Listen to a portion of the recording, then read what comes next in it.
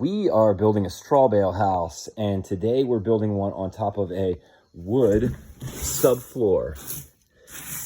And when we have a wood subfloor versus a concrete slab, we are still going to have the same double 2x4 or 4x4 sill plates, but instead of putting gravel like we would do as a moisture barrier in between these two sill plates, to support the bottom of the bale, we're using straw because there's no need for anything other than insulation. We might as well use the scrap straw that we have. So what we want to do is we want to overfill the space in between these mud sills, these sill plates right here, so that when we push or compress the straw, it ends up being flush with the top of this sill plate.